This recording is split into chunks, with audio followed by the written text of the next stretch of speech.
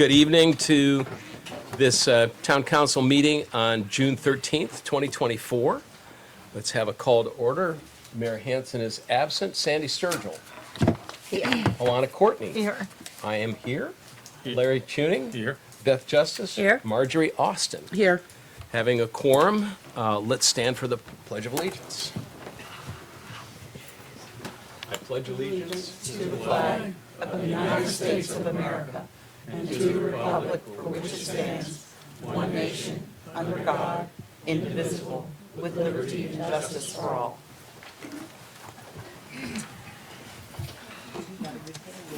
Do I have a motion to approve the agenda as presented? I'll make a motion to approve as I presented. second the motion. And Ms. Sturgill seconds. Marjorie Austin made the motion. Any discussion? Marjorie Austin. Yes. Beth Justice. Yes. Larry? Yes. Yes for me. Alana? Yes. Sandy? Yes. All right. First item is public hearing. We should open the public hearing for the ordinance to adjust the water rates. Mr. Costin. Thank you, Mr. Mayor. This is a public hearing to consider ordinance number 2024-04. Establishes the following service rates effective July 1, 2024. Residential and commercial water rate schedule. In-town water rates 0 to 6,000 gallons. Current rate being $45.22 minimum, with the proposed rate increase to $49.74 minimum.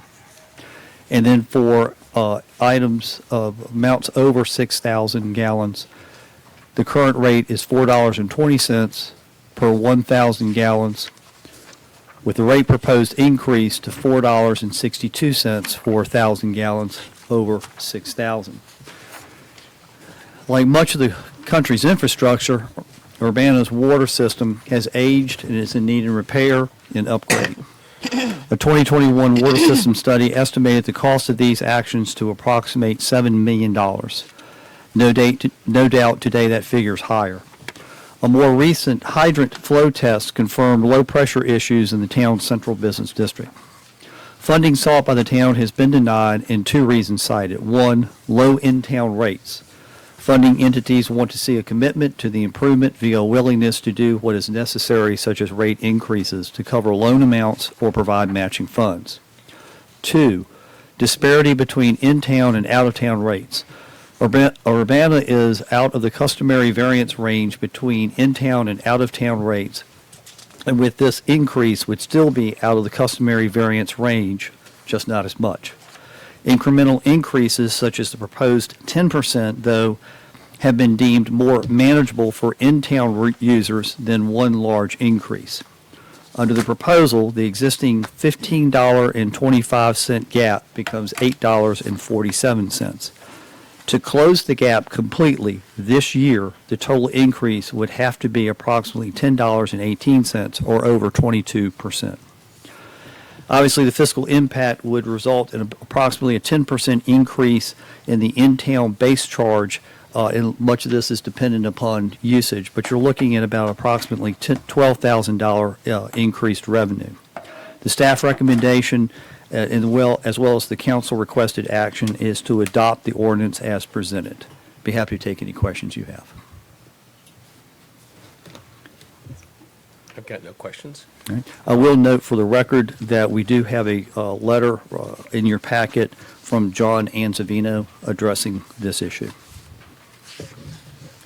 What is going to be the impact on most average, on that water bill, most of the people in town? How much of an impact it's going to I'd make have on to each defer to the person? treasurer for some, or Ms. Rodenberg on some idea of, I mean, it's 10% on the base. Just 10% of what they're paying right Yeah. now. So we should receive about 12,000. Mr. I'll yield to Mr. Cobb, who, it's, A year? No. No, A month $5. per That can't person? be right. Yeah, $5. So $5 Yeah. a month, Yes. each person on the average. Yeah. Yeah, just average. Okay. That's Doesn't the, seem that's the, horrible. if you look at Actually, the, $5 per billing cycle, isn't it? Yeah. Which It's- is $250. which is bi-monthly, right. It's Yeah. bi-monthly, so the rate is 420. The increase of your increase is about $4.52. And am I correct that we are owed between $20,000 and $30,000 in arrears That's correct. in water bills? That's Yeah, correct. it was, 29,333 and some change. 30,000. Yeah. It moves daily. Yeah.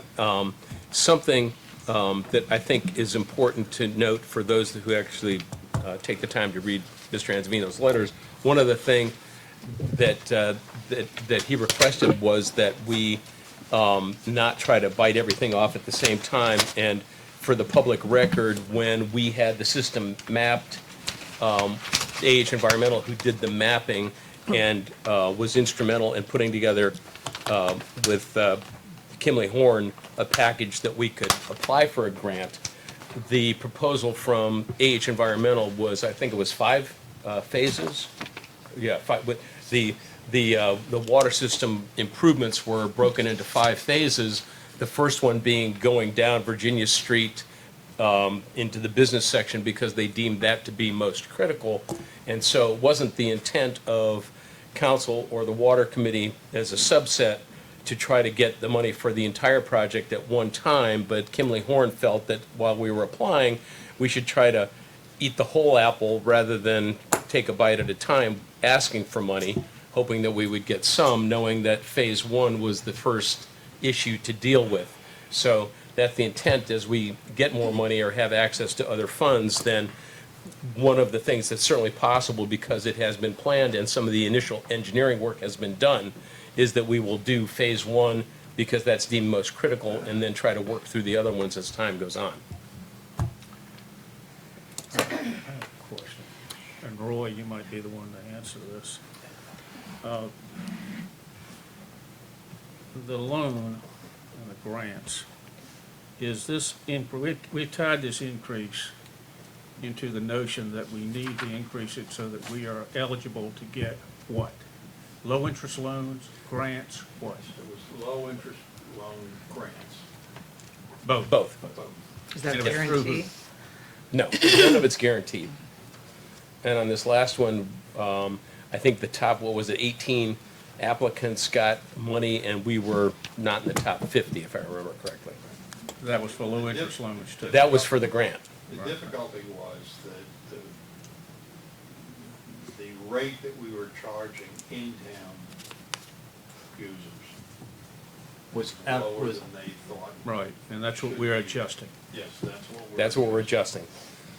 And not going up on the out-of-town rate does 2 things. 1, it closes that gap, which is critical. And 2, it keeps the out-of-town rates so that we are still lower than the competitors in this area. And this gives us a better chance of getting a low-interest loan or grant, Yes. but not guaranteed. So when are the low interest rate loans or grants going to be applied for again? Right. Mr. Mayor, just a point of order. You opened, I think, the public hearing, or were getting ready to. Right. And so if you want to have that and then close it and then have Then have this discussion. discussion, Yes, the sir. discussion part? Okay. Any other public comment or comment in response to it? Did anybody sign the? Nobody signed No, up. there's no sheet, so. Nope. I thought I'd give one last chance for somebody. All right. So There are no public comments on the water rate increase. there was no public comment. Do you want to just ask if anybody here wants to comment? Well, that's what I just did. Oh, okay. I think that's what I just did. You did. All right. So So you close it. let's close the public hearing. Gotcha.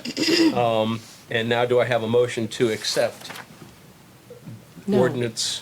I'll make the motion to adopt the ordinance 2024-04, which would raise the would raise the rate in the town of Urbana bi-monthly water rates to the in-town customers to $49.74 for a minimum usage of 6,000 gallons and $4.62 per 1,000 gallons over 6,000, effective July 1st, 2024. Do I have a second on that? A second. All right. Discussion. Now, any more discussion? When are we applying for these grants or low-cost loans now that we're, I mean, this is. Or when are they gonna come out? Yeah, because we're on our second or third increase, second at least, Yeah. and we're not telling the public what we're doing. They vary depending on the funding agency that you go to, USDA grants. for grants. Yeah, they vary. They have open windows at different times. Okay, so what about low-interest loans? Same thing. Same thing. Same thing.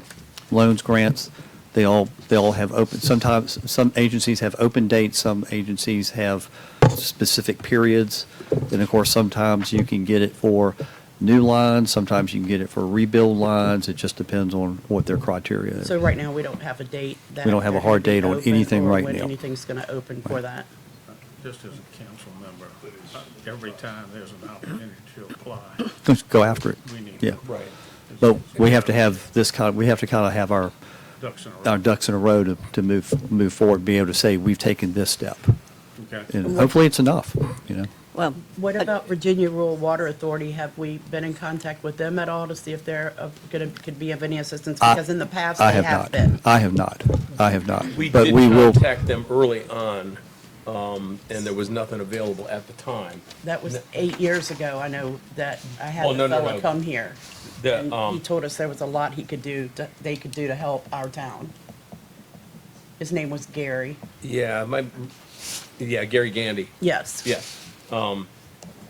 And I think, do you happen to remember, Roy? It seems to me that Bill Smith reached out to them, and the plans that they had at that point were not compatible. But one of the things that's on the docket, because we've worked so closely with Kimley Horn, is to ask Scott Funk if he knows anything coming into the future, because they're usually pretty, as the people that engineer the systems, they're pretty in touch with what things are out there currently.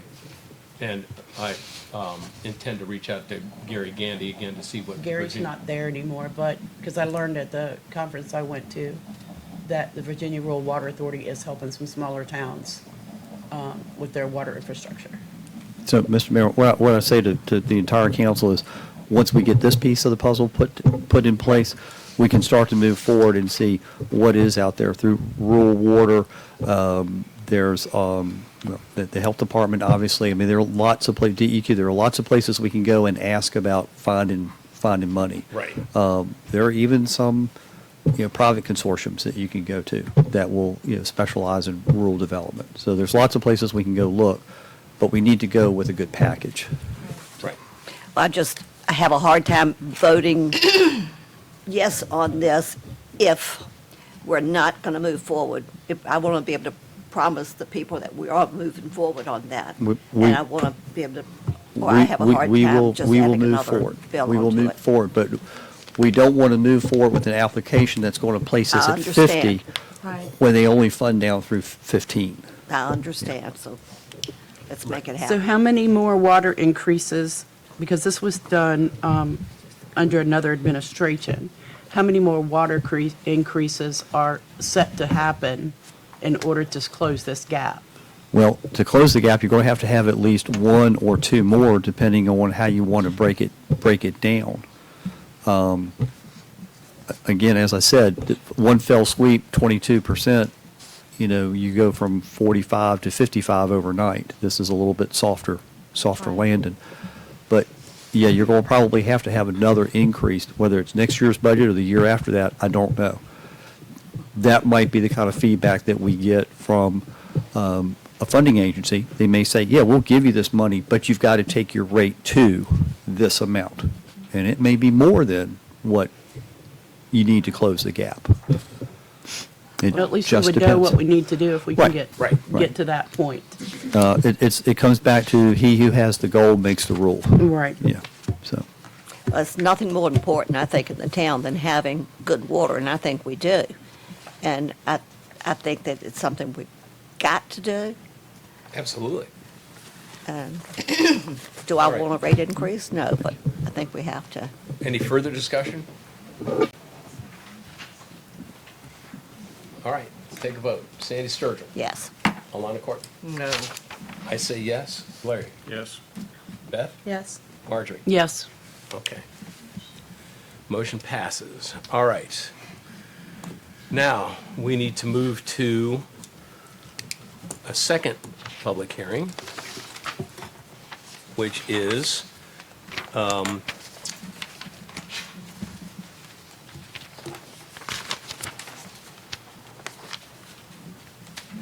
budget resolution for the 24-25 fiscal year budget. Public hearing is now open. Mr. Costin, do you want to take this one?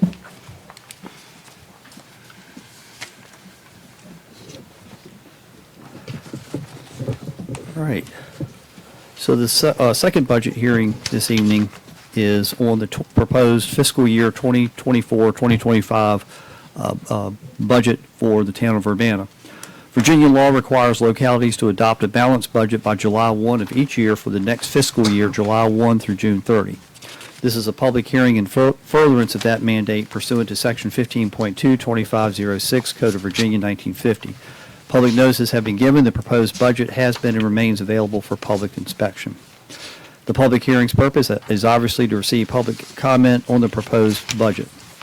I would like to take a moment and say that the budget proposed is the result of work from the Finance Committee, Treasurer Michelle Hutton, Mayor Goldsmith, Councilmember Larry Tuning, Chair Sandy Sturgill, and Citizens Marty Hart and Roy Kahn. The following is a synopsis of the proposed budget, which balances at $1,611,132. As proposed, the general fund balances at $772,532, with expenditures being general administration at $447,787, public safety $17,000, public works $112,000, buildings and grounds at $41,860, the pool at $72,600, planning development at $81,185.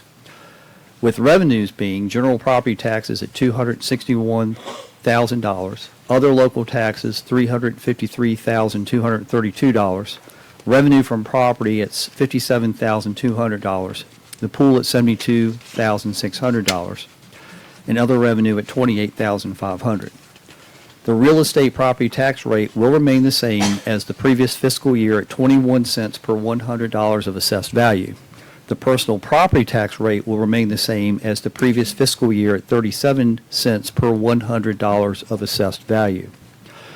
The water fund, as proposed, balances at $725,000, with general administration at $104,224, system operations at $100,251, upgrades at $168,525, debt service at $52,000, well construction at $300,000. Revenues consist of charges for service at $375,000, other water fund revenues at $0, and loan proceeds at $350,000. So let me speak to three of these items. First, the public hearing that you just held, the minimum in-town usage is 6,000 gallons is charged at $49.74. Over 6,000 gallons is charged with an additional $4.62 per 1,000 gallons. This is approximately a 10% increase, greatly related to the disproportionate variance of in-town rates as opposed to out-of-town rates, as the town is not within the acceptable variance range. By increasing the in-town rate, we close the gap. The increase will also show a commitment for the long-term care of the system. There are no changes for out-of-town water rates for the coming year in the proposed budget, and those will remain at $83.08 for the first 6,000 gallons, and anything over 6,000 gallons will be charged at $8 per 1,000 gallons. Second, other water fund revenues projected at $0. There is an ordinance amendment work being done now by the town attorney to better enable the town to collect past due amounts. Until that work is done and those new authorities are exercised, it was deemed to be more conservative to budget at $0 than to anticipate a figure, as this will essentially be a new process for the town. I've shared with council before, presently over $29,000 of bills are outstanding. And finally, the budget, there has been a reallocation of percentage of employees paid within the general administration to the water fund to kind of better capture some of their activity. The Tabor Fund balances at $30,000 with expenditures as contributions to the Middlesex Volunteer Fire Department, the library, and the Middlesex Rescue Squad of $10,000 each, and the revenue anticipated to come from fund interest. Upton's Point Marina balances at $71,600 with expenditures for general administration at $30,584, operations at $22,300, and improvements at $18,716. Revenues would be from fees at $70,750 and sales and rentals at $850. Now, all self-funding community activity, such as Second Saturday and the military banners, are set to balance with expenditures of $12,000 and revenues of $12,000. All right. I understand that somewhere out there a rumor got started that Second Saturdays is on the chopping block. Not true. Okay? Folks, if you're here tonight to speak in favor of Second Saturdays, that's great, but it's never been considered to be on the chopping block. I will draw your attention to page 6 of the budget, about in the middle, lines 265 through 277, shows expenditures related to Second Saturdays, and it shows revenues related to Second Saturdays. It is often heard that government solutions to any issue is to tax, tax, tax, but they never cut. Here's perhaps then an out-of-the-box opportunity for government of Urbana to not tax, but to cut. The DMV Select is proposed to be closed, and the total expenditure would be zero with total revenues at zero. The rationale behind closing the DMV Select, which the town staffs at town expense, is because the town is losing approximately $30,000. That is with the town not meeting the terms and conditions of the contract. Those terms and conditions are numerous, where the DMV is tasked with 5 items, and the town is tasked with approximately 60 items. Just one of the tasks that the town is to have a second full-time employee in the DMV to meet that contract requirement would require approximately 3 or 4 cent increase in the real estate tax rate. No one but town property owners would be paying that despite the service to a larger community. Please know that there were several discussions between myself and representatives of DMV prior to finalizing this in the proposed budget, and the proposals included renting the space to DMV, they're there rent-free, having them bring in their own employees, providing those persons with all the amenities of the building, and that offer was not accepted.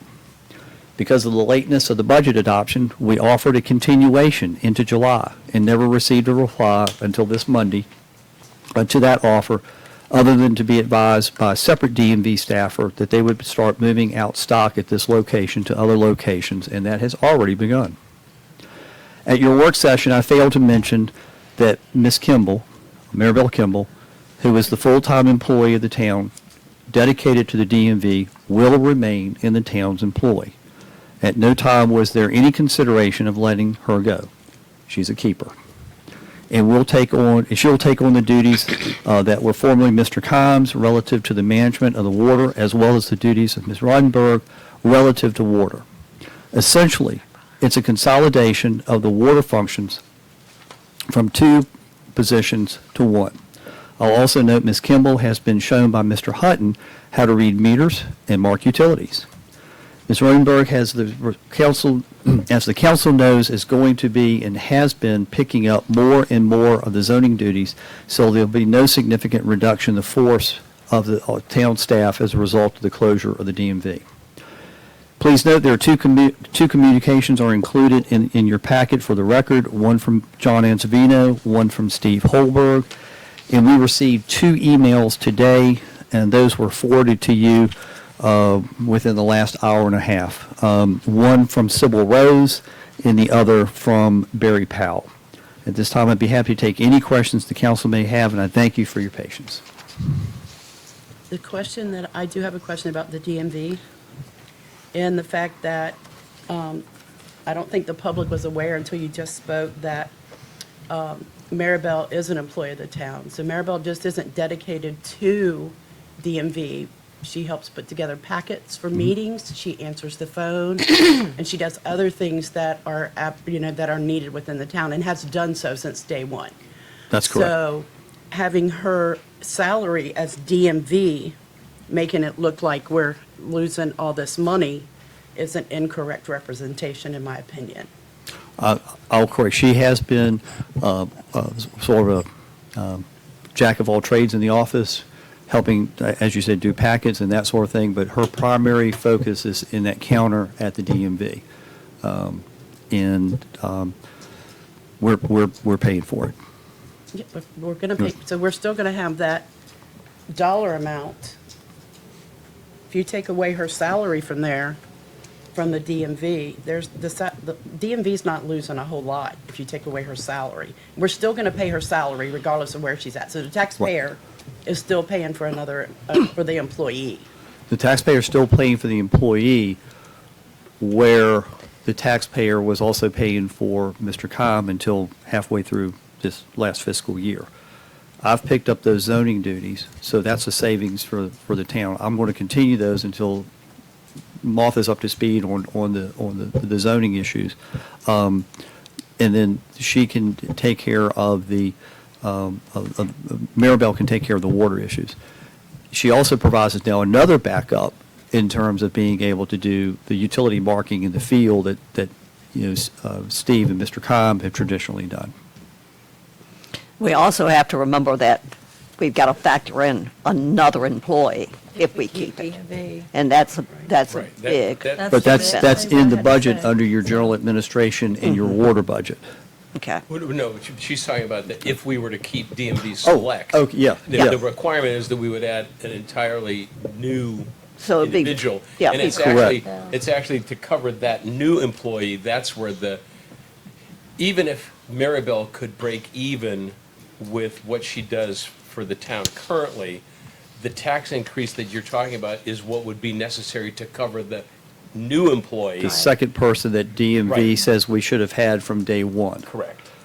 And whatever else is in that agreement that really hasn't been fully Right. implemented, So- there may be a cost, there may be a hidden cost in there as well. The true fiscal impact to cover the loss at our current rate of DMV production and to cover the second employee would be probably 7 to 8 cents in tax increase. Right.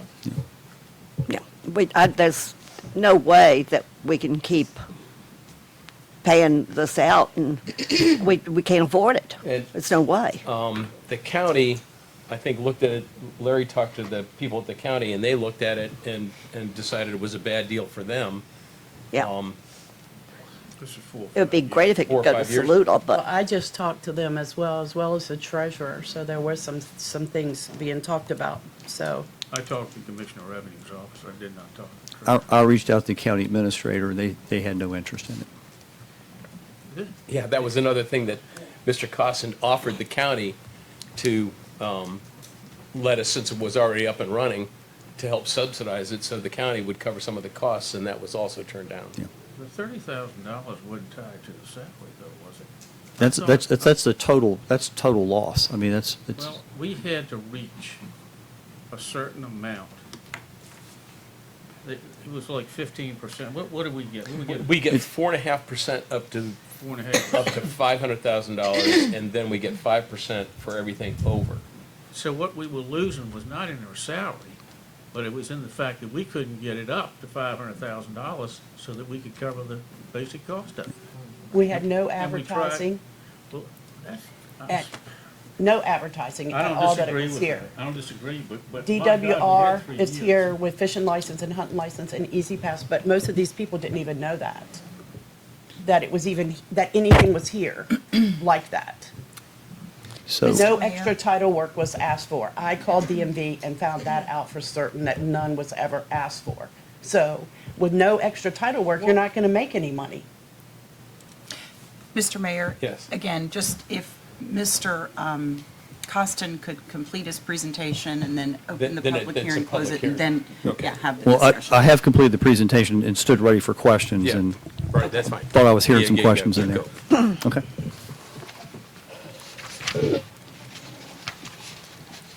All right. So that's the presentation. Public comment? No one signed up. No one signed up for this one? No, if anybody wants to speak about the budget, About, what are you talking about, DMV? okay, Okay. 3 minutes. My name is William Mayo, 320 Rappahannock Avenue. I've been in Urbana for 60 years. I've been paying county taxes ever since I was 14. You mean tell me we pay county taxes and they can't help us on DMV? That's what they're saying. I can't help it. We need to say different, or go after them different than what we're doing. It's wrong. Well, let us stop paying taxes. Would they like that? I don't think so. But I mean, it's not right for us in Urbana to give up what is good for Urbana. You got a lot of people in this county, just like she said, we didn't advertise. People in Delaware don't know it's here. And I think we should try a little bit longer to see what happens. Anyone else? Mr. Kine? One of the things. You could. Get 3 minutes. You know better. Name and address. Roy Keim, I hope it's 270 Howard Street B. One of the things the DMV suggested was that we contact local car companies or car sales places and trucking companies to encourage them to deal with us as opposed to any place else. There are no, that I know of, retail car sales places here or truck sales places in Middlesex County. They're all either in West Point, where they have their own DMV, or down in Gloucester, where they're out. We don't have the ability to, request those people to deal with us. We can't give them a discount by saying, okay, if you deal with us, we'll knock a percentage off. So we are very limited on how we could improve that. The rate that we're going now, we would have to improve our sales for Maribel by 4 times. Right. Just to break even, and that's not going to happen. Any other public comment? For DMV? On the DMV, yes.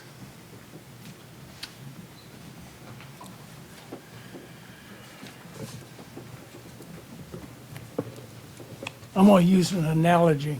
And Alana said it's gonna cost us $2 million to keep the DMV in Urbana. That's what I was told by the mayor. No. Not too We, big. no, it would need $2 million worth of sales. Excuse me, Mr. Mayor, can we let Mr. Gravitt complete his, Yeah. because he's being Okay. timed, thanks. Yeah. So I pay a lot of taxes, federal taxes, county taxes, and town taxes. A great deal of my taxes is going to pay for millions of illegal immigrants that are in this town, or in this county, or in this state, or in this nation. So we want to keep a DMV here in town. It's one of the few benefits that we have in a local community. So if you're going to fund all the illegals that are in the country, then at least we can fund to keep DMV in the town. And if it's going to cost me, 3% more taxing? Damn, I'm paying you so much money already, 3%'s not going to make any difference. So you need to provide a service to the town. We don't have 4th of July anymore, and though, what's his name just said, I heard they were going to shut down second Saturdays, but I hear that's not the case. But there's lots of things that are going in town which we're getting deducted from all the time. So let's keep the DMV. And I'll pay the tax. And I made a donation when I came in for the second Saturdays. Thank you. Thank you. Thank you. So, it's a shame.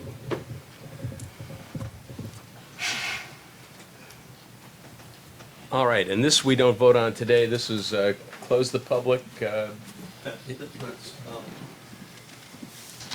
correct, Mr. Mayor. If there was, you have to wait 7 days after your hearing.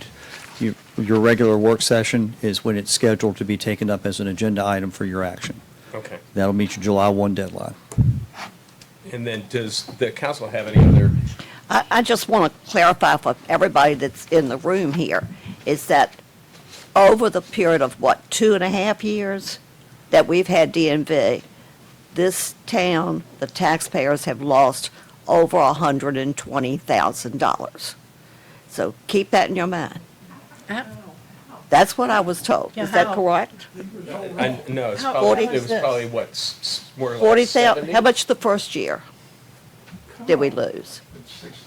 Yes, yeah, 60. 60,000? Yeah. Okay, so Just for far. one employee, And if- $60,000? Over 2 No, years. no, over, that's the total over, but if we have to get the second employee, which we've got to do to keep it open, then Well, it's you going to have to be have- a This is whole Part lot of the more. contract with It's DMV. the contract. That is part of the contract, and Mr. Martha Mayor? and Michelle both were sent for training like as backup. So I don't know what But went there's from only there. one person in the office Well- at any one. It's Right. their- Okay, their- yeah, this is an open Oh, sorry. discussion, yeah. Sorry. That's all I've got to say. Just keep in mind how much we're losing and how much it's costing us, and how much more it's It going to would cost be- us. To Mr. Gravitt's point, it would be one thing if the county would help subsidize it because we got the location up and running, but they don't. I mean, who saw anybody from the county at the opening for the pool? Nobody, because they weren't there. The county, it leaves us on our own with respect to this stuff. And, we fund what happens in the town. We don't have anything to do with funding illegal immigration or any other ancillary things. That's, It just is an analogy for okay. what's going on to all of us. That's all right. I shouldn't have gone there, but anyhow, so that public hearing is closed, no action to be taken at this point. Council have any other comments?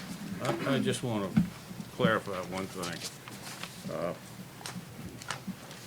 In talking to the Commissioner of Revenue's office, the young lady out there, and they're great folks. I mean, I don't think they got any beef with the bow, and I know they don't. And she told me that they have sent numerous people over here to our DMV. Yep.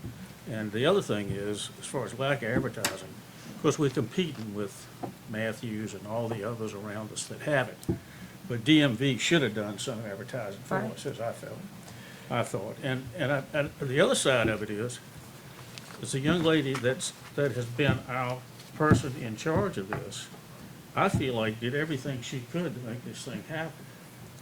And I do too. And she and did, I think we're, by saying, well, we didn't do enough advertising, you're not throwing it in our face, you're throwing it in her face. And No, And- it's not Maribel's problem that it wasn't advertised. It Well, wasn't but it Maribel's was- job to advertise it. Well, it It's the was in a town's- way. It was It's the in a way. town's job to advertise. Yeah. And DMV did put road signs out and everything. I mean, I don't know That's what not else, advertising. but they don't advertise any DMV. Have you ever seen a DMV commercial saying, hey, come to Matthews from DMV? No, you see DMV commercials or advertisement from the localities that they're in. And actually, I don't think we did so hard. It's not our job to subsidize DMV, and that's what we're doing. But I don't think we did so bad. I mean, we've been improving every year. It's just it was so far from reaching that level where it doesn't cost us a pile of money. And especially when you add the second It would probably take 10 years, employee. or 15, yeah. Yeah. I think that's all. Michelle, didn't Maribel get some of the trucking companies around here? So, Yeah, she was reaching out to all the trucking companies, and I can't say anybody's name for Right. privacy reasons, but she did reach out to the local trucking companies that are always buying and selling themselves.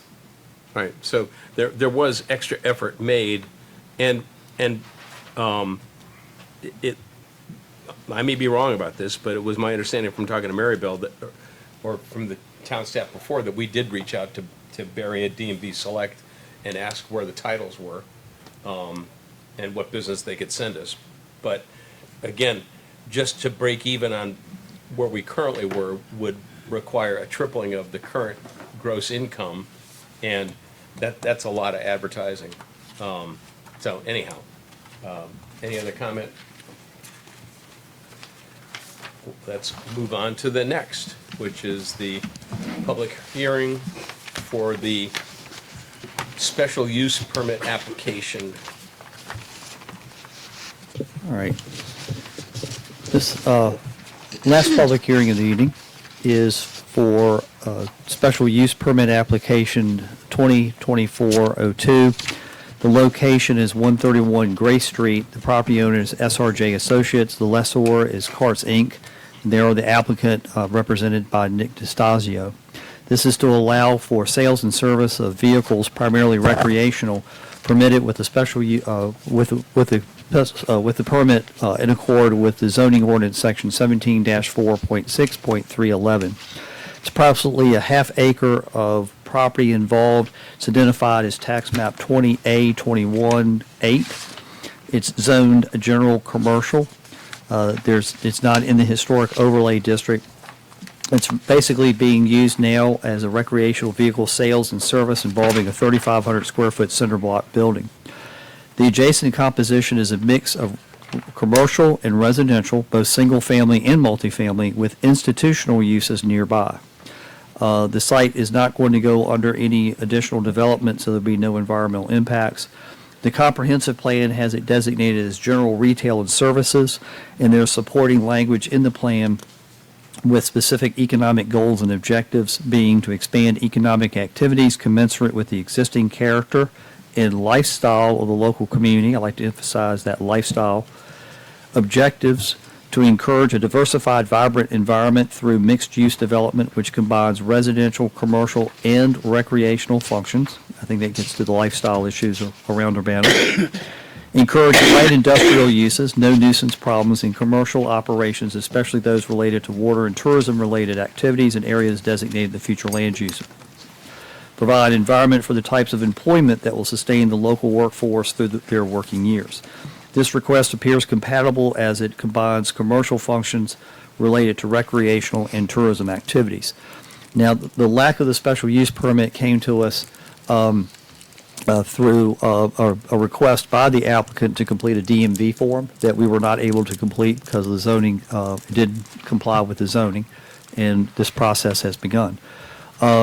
The site is relatively compliant to the zoning ordinance requirements in terms of setback, building height.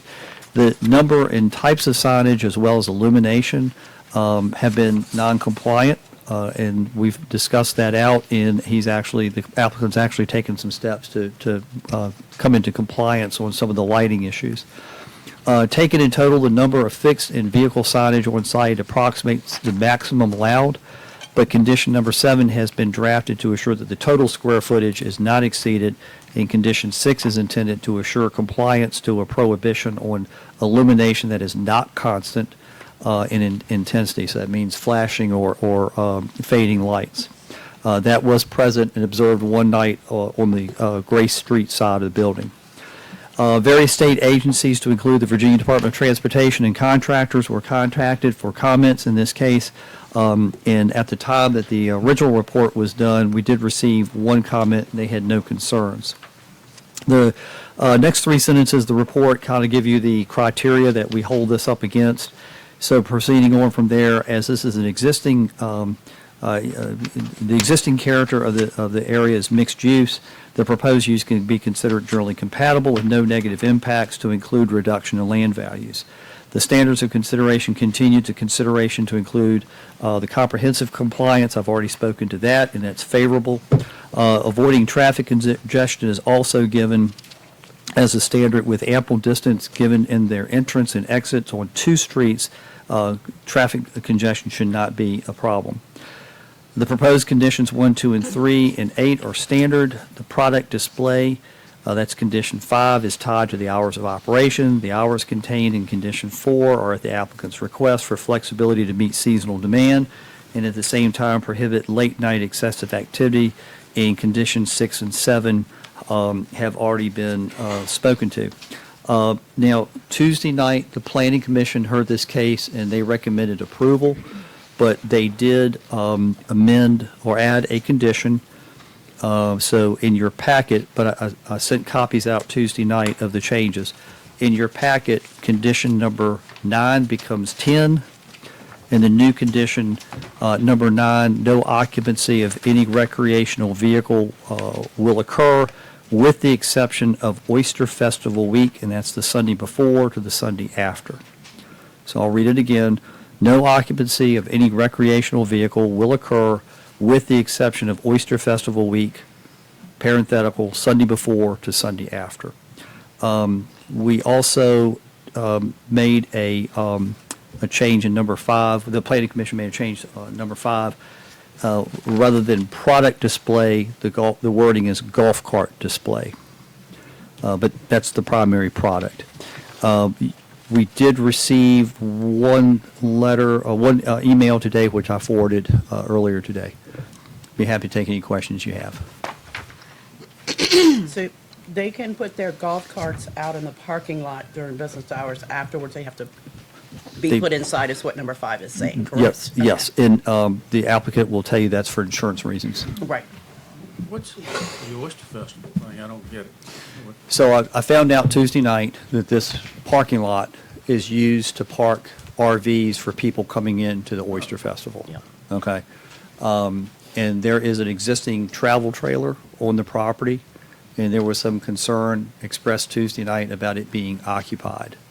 So we were trying to find some way to understand that there will be no occupancy of the travel trailer or any travel trailer until Oyster Festival week.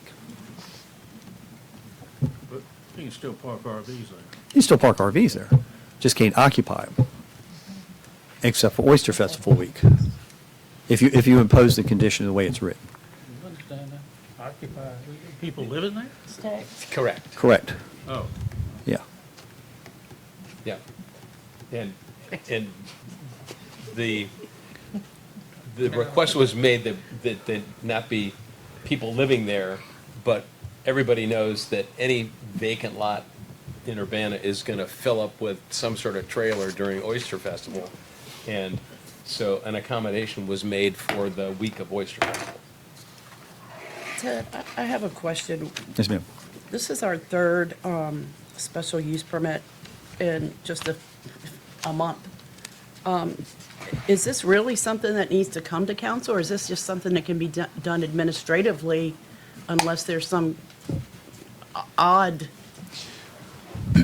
request Well, for a business to come in? It's required that it come to council. The way it's written in your, if the council has adopted an ordinance that says a use is permitted by right, that's administrative. If the council adopts an ordinance that says a use has to go through a special use permit, then it has to go through this process. And that's code. And that's code, yeah. That's our code, yeah, so in order to change that to where you could have just looked at this and said, yeah. I would not be comfortable with one this complex. Okay. Ms. Austin, the council cannot delegate the ability to issue a special use permit to the town administrator. Zoning matters have to be performed by the council. What you could do is take certain uses out and just make them a by right use. That's what in I that was just district. saying. That's what Yeah. I was saying to And- him. We could change the ordinance. Right. Right.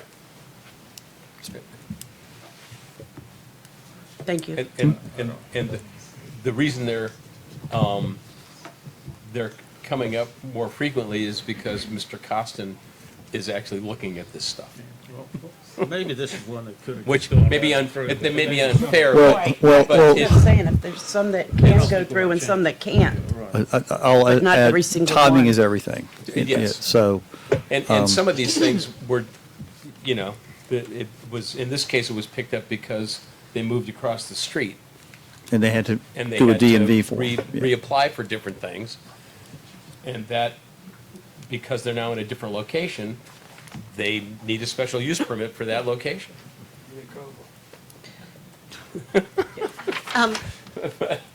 Ted, will these signs go before any group, or do they have to be approved? They're not the HARP. They're not in Harbor. Uh-huh. That sounds pretty So, ugly. so you're the group that it's going in front of. Uh-huh. We had an email about lighting, and Mhm. this is just for everybody, business, residential, whoever you are. I mean, things that are sensitive to your neighbors like that, we just need to be compassionate and work to, keep the peace within the neighborhood, not just for this, but for Aim the everything. light at a little bit different angle should fix that. Yeah, I mean, somebody wants me to change my lights, turn them in another direction, that's no problem. Right, and I'm sure it won't be with these folks And either. it shouldn't be for anybody else. Right. My neighbor. Extends it Applicant? up. Yes. Unless you have any more questions for me? No, I think we're good. Thank you. Thank you, Ted. Good evening. Evening. A couple of things, just to address the lighting thing. We've never been approached, asked about that. I've got a little bit prepared statement, but just to address that, because that's what we were on. We've never been approached with any condition, or any issues with the lighting.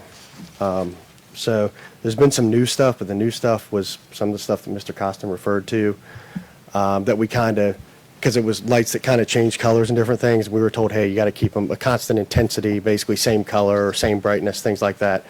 We complied with that. It's in the conditions. The brightest lights in the parking lot are ones that are on the corners of the building that have been there since the beginning of time, I'm sure before my time. All we did was upgrade those lights, and they're actually probably less intense now than they ever were, because they're pointing down at the ground rather than just being a street light that just comes out like that. So I just felt, So it's before not the lights on the building that you've applied that this person might have issue with? if somebody wants to clarify, that's what it is, but from what I understand, I'm willing to do anything to some, I don't want to say anything, but within reasonable means to comply with, making sure that the town of Urbana is happy with what we're doing for lights. But on the other hand, we kind of need them for, security reasons and Oh, things yeah. like that as well. And we've got cameras all the way around the building. I feel that corner should be pretty secure with the amount of security cameras we have and all those sorts of things. Thank you. We've got a lot of inventory in that building that we need to protect. So, so to start with, it's been a pleasure working with the town of Urbana and Mr. Ted Costin to address and resolve various issues concerning the special use permit for Carts Inc. Our collaboration has resulted in a plan that I believe will bring significant value to the community. We've committed to continue our efforts to enhance and support the town in every way possible. However, there's just one matter on it that we feel, should need some adjustment, and that is condition 9, which is, he was talking about the RV stuff. I say while we've made considerable progress, the condition kind of stands out and is both redundant and potentially unfair. It appears in several instances of RV uses in the community similar to our situation are overlooked, and we simply request to be held to the same standard. When we first started the business here in July of last year, some of you know, some of you don't, I wouldn't say we took over Unique Golf Carts. We kind of bought the assets of Unique Golf Carts. We didn't buy the business. So technically, we started on our own and just kind of took over the building, per se, and the employees at the time, and now we've got new employees since then. So when we first started the business in July of last year, we parked a 35-foot fifth wheel camper here, not knowing that there were any restrictions, but we knew we had plenty of space to do it. We needed to be able to get staff, mainly myself, out here to do some things to the building, to get things ready, to train staff on systems and all those things. And some of you are probably aware there's not many places to stay around here. So basically with that being said, we sold that camper over the winter. I personally purchased a new one for use by the family. And I brought it out here to get ready for the season because I've got the facilities here to get it ready. I've got a 30-amp plug. I've got power, water, those things like that. And it's close to campgrounds that my family would like to frequent and things of that sort. But basically, long story short, I'm not going to go through all this stuff. I'm not living in a camper. I don't intend anybody to live in there. But Fredericksburg's an hour and a half from here. I do have other employees that come out here, might need to stay a night or two or something like that. But I would say maybe rewrite that to where, let's see, where'd I go to it? It says something along the lines of no more than 2 consecutive nights, no more than 4 nights in a month, and no more than what the county ordinance says of 30 days in a year. And that would allow for us to have lodging and the things that we need to proceed and not have the issues of having to go to Gloucester or Tappahannock to stay in hotels or some of these other crazy things I've been doing for lodging or sleeping in the building, which I don't know if any of y'all have ever been in that building, but it'd be pretty creepy to sleep in. Just saying. But I've done it. And so it's just, I'm trying to kind of find a happy medium in this situation. And frankly, I myself, I don't want to drive a half hour out of town. I don't want to decide to go to Applebee's because I have to drive to Gloucester or whatever we got to eat in Tappahannock. I'd rather eat here in town, come back, get to work half the night, crash for a couple hours, work the next day, and then go back to Fredericksburg. Our long-term plan is to have more employees here, but in the meantime, in the infancy of the business here, we have to support it with our other locations. Yeah, so I didn't put you through all the pain of, of the rest of it, but I think that's the only compromise I'm asking. Me and Mr. Costin worked through all of the other stuff, I think, pretty well. And we even discussed this, and he said bring it before the board. So are there any other questions or any of the other conditions or concerns? Well, I mean, if we considered that, I wouldn't have a problem with that, but I wouldn't want it to go on into infinity with your employees are now living in there and, Right. So that's kind of why I introduced the no more than, I mean, four night, and maybe it shouldn't be done as days, 4 nights in a month. There's no way that anybody could live there for that, right? Right. Right. So, and it's no more than 2 consecutive days. That's perfect, I think. I mean, really. So- And what did the planning commission, what was the, I didn't introduce this to them. I had time to think about it since then. Yeah, let me step back. don't go far.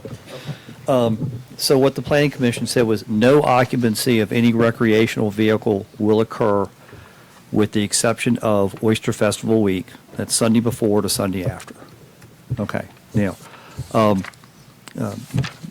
the applicant did call me today and kind of wanted to negotiate on this one a little bit. What he's proposing, 2 consecutive nights, 4, total, okay, it's an enforcement issue, okay? Who's going to be watching it, okay, and really being able to tell, all right? We are already working a violation of someone living in a recreational vehicle on a commercially used piece of property.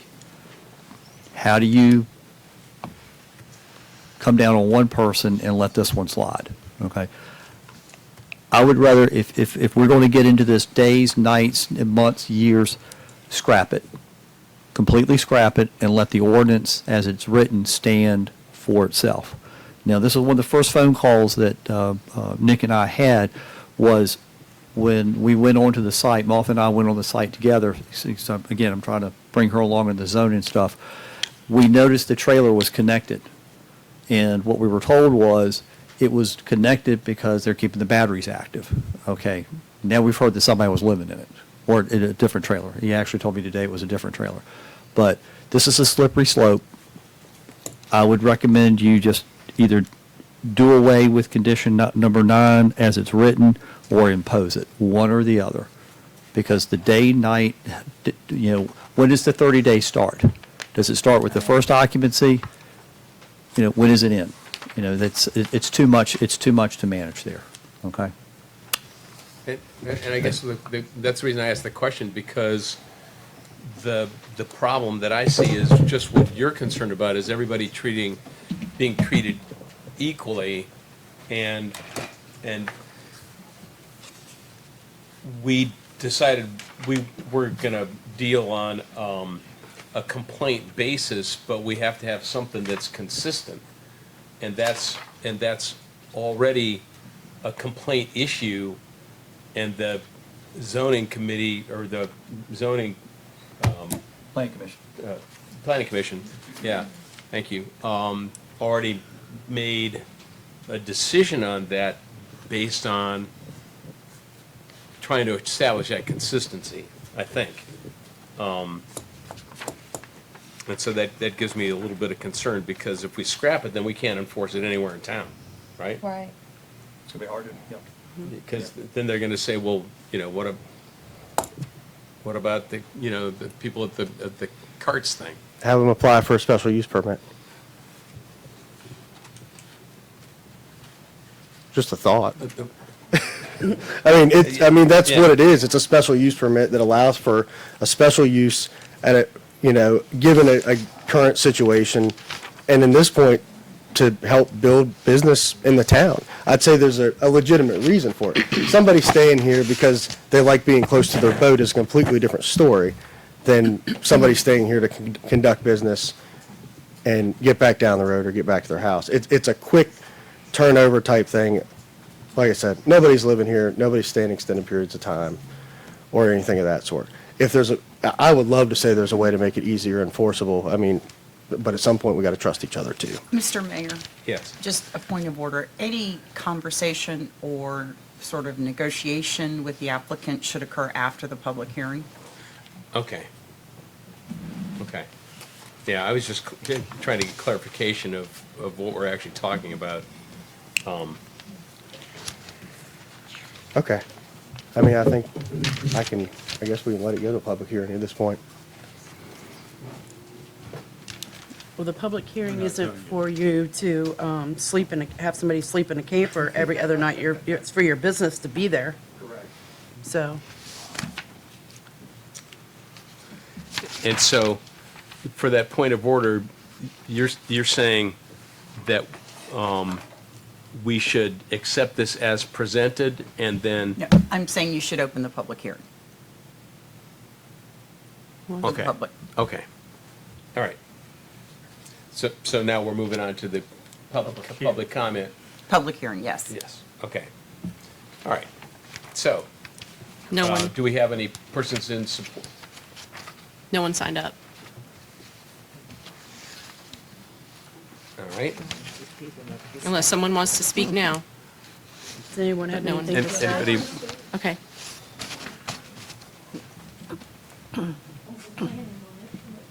go. I'm Susan Smith. I live at 140 Rappahannock Avenue in Urbana. I got my happy little letter in the mail because we border across the street, across Park Street, from the carts. I like their business. The lights don't bother us. I kind of like the lights at night. I like the lights because it lights up that corner and people don't hang out there. Kind of makes you feel safe at the house, at our house. Because sometimes we do go out walking at night, and it's nice having the lights there. But I don't mind their business at all. I don't mind. I know I don't have any say on whether the RV is there. We see RVs all the time. I don't see anybody coming and going from the RV where you're sleeping or whatever, one night a week or one night a month or whatever. That doesn't bother us. Having the business there, we enjoy it. We enjoy that people are coming into town and using the business. We saw people buying golf carts there the other day. That was nice. That was nice that you're bringing business into Urbana. We need it. Yes. Thank you. Thank you. Thank you. Okay. Eric? I'm Ian Ogden. I live at 460 Rappahannock Avenue.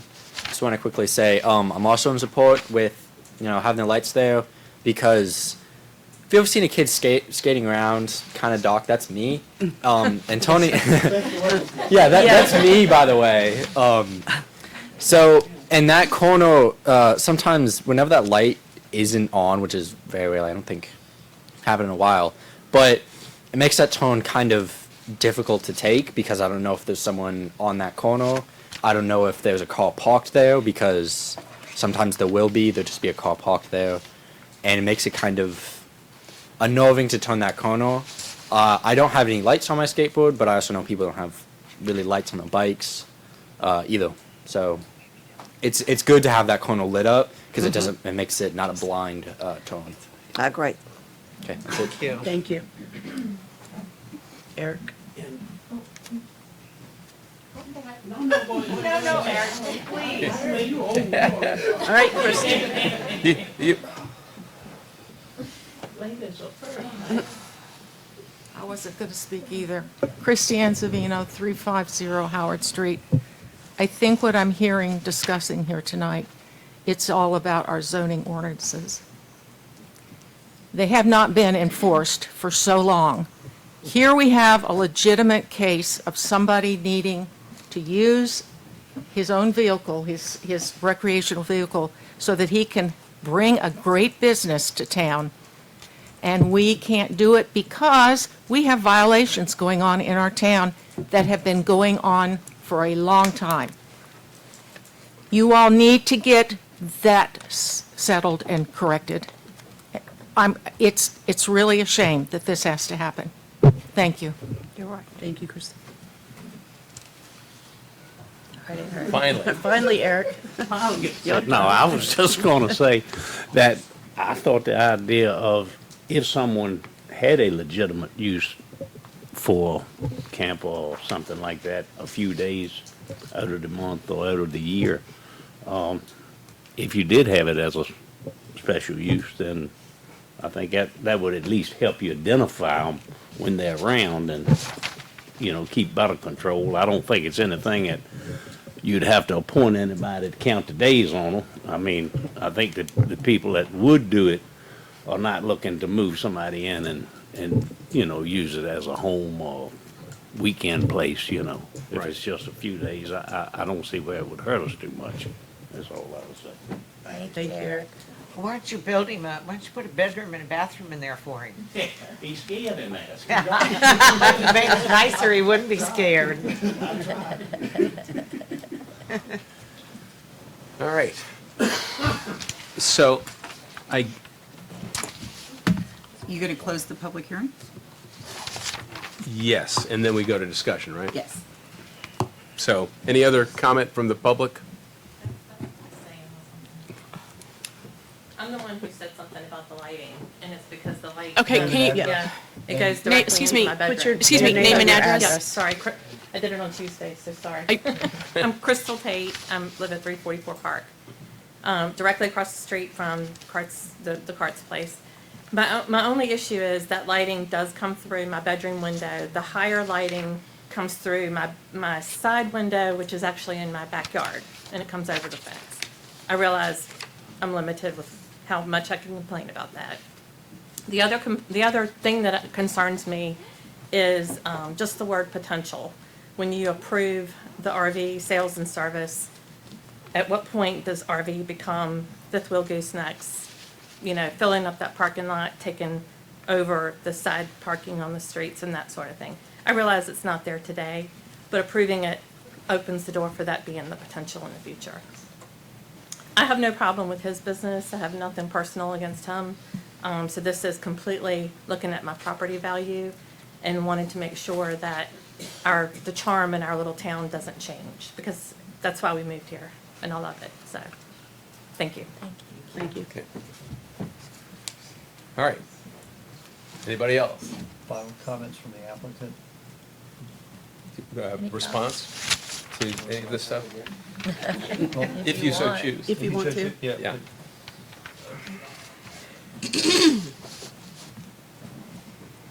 Good evening, again.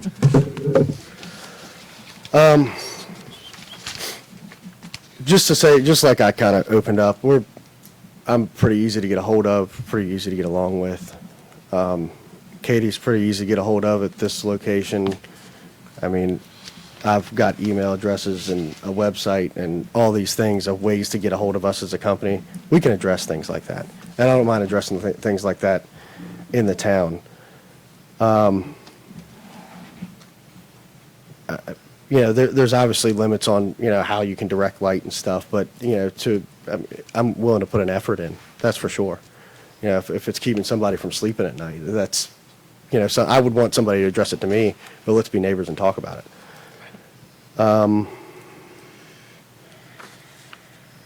I would say that's about it, unless you all have any questions for me. Okay. Do you have any other things?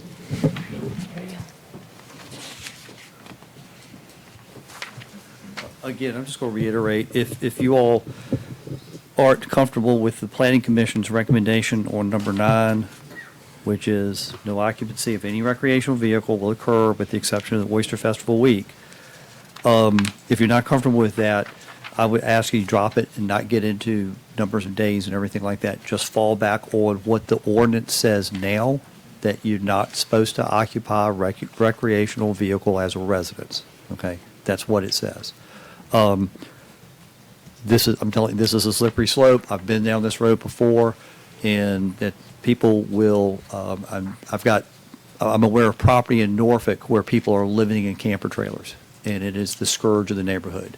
So, give hard thought to how much give you want to give on that recreational vehicle piece. And I'm talking holistically, not just for this case. Right. Be happy to take any questions. But that's Now, since it's a special use permit, it can't be parsed out as it applies to this area and not some other place? Yes, it can be, but even with the condition as the applicant has proposed, with all the days and everything, that is hard to manage, Right. okay? That is hard to manage. And whether you had a staff of 1 or a staff of 100, that's going to be hard to manage. But people will watch it, okay? And Oh, yeah, definitely will. they will call in here, and as the mayor alluded to, we're on a complaint basis only, so we deal with them as as they come up. So Ted, if we go ahead with this 2-day thing, and nobody complains, then there's no issue. Then there's no issue. Why is this But- opening a door for other places? My fear is because it's going to create a precedent that when that next one comes in to try to correct whatever violation that they may have, or they want to start out with a recreational trail, you're going to be kind of in a box because you allowed this one to happen. Well, tell me this, and not specifically. So we've got some violations. Well, that's sort of news to me, to tell you Yeah. the truth. Yeah, it's sort of news to me. If I gave you the names, it wouldn't be. I don't, oh, Yeah. okay. It wouldn't But be. are they the same type of thing as this? Commercial? Yes.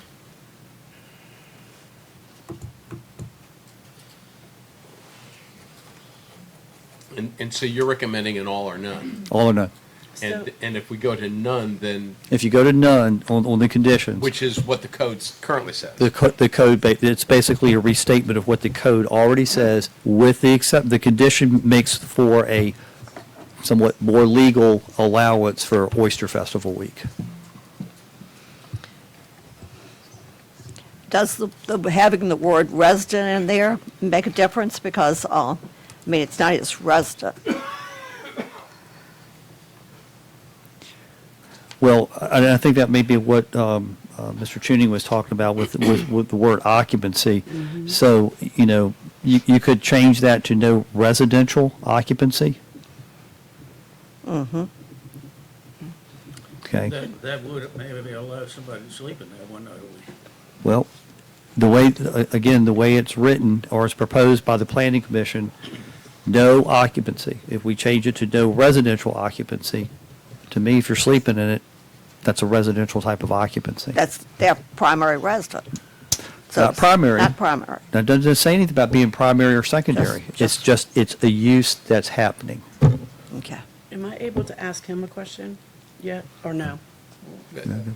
I think at any point you can ask the applicant a question. Okay, so. Yeah, can he come up to the microphone? I just, no Oh, I'm talking, sorry. thanks. I need to get closer, I guess, too. I promise. So you said that you have it there for your employees as you're getting your business up. That would be the goal. Okay, so how long will it take you to have your business up and running? 4 months, So- 6 months? So we can say, we could, if we choose to, say, okay, for 4 months, you can have it 2 days month or whatever it was, and then we're not doing it after that. I actually was going to propose that idea if there was some issues. Yeah, or we could go with that too. But I mean, I wouldn't say it would have to be in perpetuity, but the thing is I don't live here, right? I mean, I'd love to live here. I love the little town. I like being out here, all those things. There's a couple lots for sale. But and trust me, it's kind of, on the docket of things to review for me. But the idea, finding places to stay, dragging myself from pillar to post or staying in that creepy building I'm trying to avoid that. Does it have to be in perpetuity? No. Would it be nice if it was? Yes. I mean, that's something I guess that could be reviewed. So the word occupation will make a difference. What did you say? What did the two of you say about? What if they use occupation? Well, Instead of residence. if you've got, I can see where if you've got somebody there working late on somebody's golf cart, and they want to catch a couple of hours sleep, Right. I don't see a problem with that at all. It's frequent for me, for Yeah. sure. And I mean, if we start seeing barbecue grills and all that out there, and That's far from, now, if we have a barbecue grill out, it's Yeah, because invite us. we're a fun business and we like having barbecues, but Yeah. it not attached to the whole RV thing at all. gotcha. No, I think it's for your business. Right. It's It's for lodging needed for because your there's not many business. other options. Sorry, I didn't mean to talk over you. So I don't have a problem with it. So it's not for you to get going with your business. You want to keep it there. And so if Christmas week, you need to stay there 2 nights to get somebody's golf cart ready for Christmas, you're going to be there. That's how I would like it to be. Currently, it's to get going and continue going. I mean, there's things that really draw me a little bit harder to have to be here now. Katie's doing a great job, who happens to be here, of helping get this going, so I'm having to touch it less and less. But I'd like for it to be an option for, anytime an employee comes out here for any reason or another to have a place to stay, so that we don't have to make a bunch of other arrangements. They don't have to drive across town or to another town or trying to tell an employee to sleep on a couch in that building. I tried it. It doesn't work very well. So, I just like Pull for the you all to RV consider it. inside the building. I looked at that actually, when some of these conditions came up and you can't get it up the ramp into the building. So it's a dock height building. But I did look at it. I was going to take the AC unit off the top of it and try and shove it up in there. It won't work. Okay, so how are we going to fix this, y'all? I really don't want to see them come here and then go to Gloucester to stay or go to Gloucester to eat when they Right. could be right here and eat at something different or small town. This is for his business. Maybe It's not put like a a limit on it and address it then, address it after 6 months or 8 months or. How do you, I just think they put time limits and stuff. It's actually, I've got it written for employees too. That's what it was. And technically, even if my wife were to come up here and stay with me, technically she's an employee. So, I mean, it wouldn't be outside of, It's really just an extension of the building. right.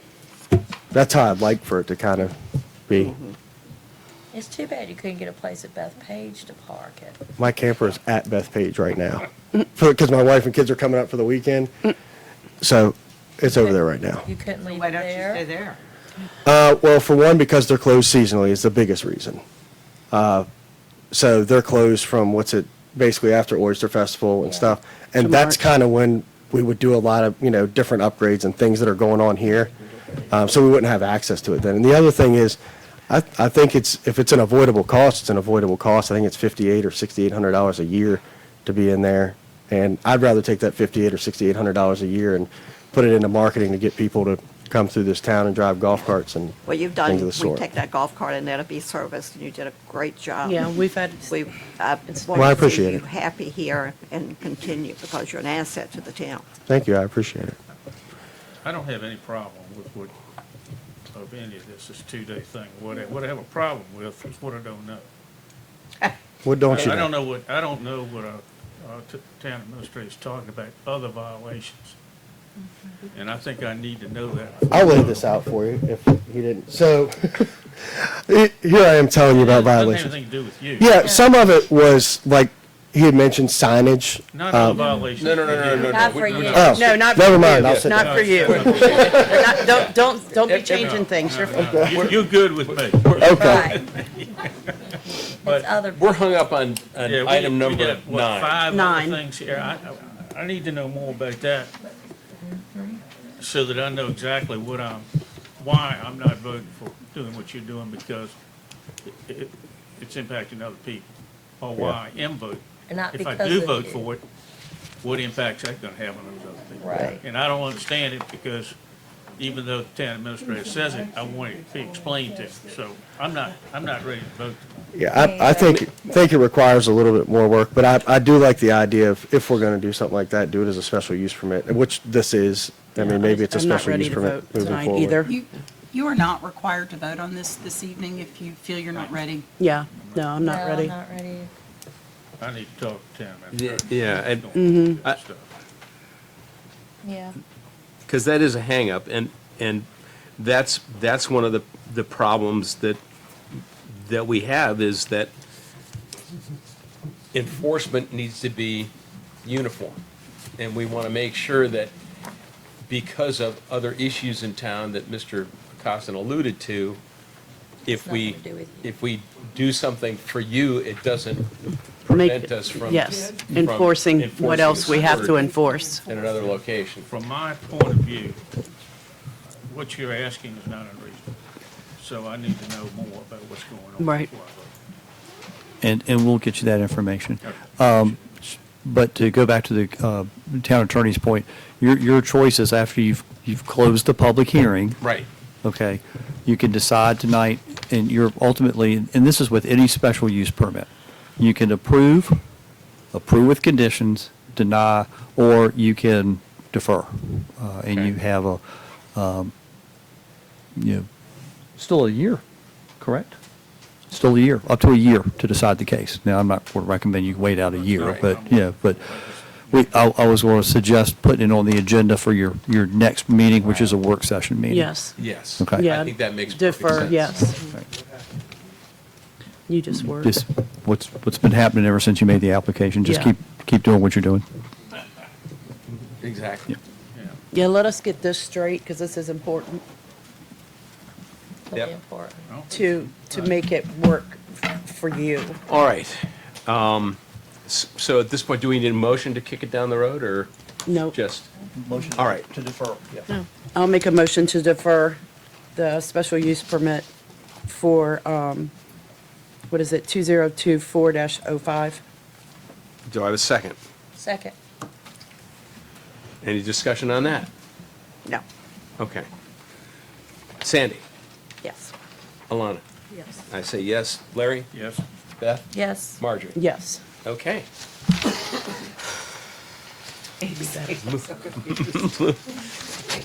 Moving on. 2 weeks. Do we have, It's not a no.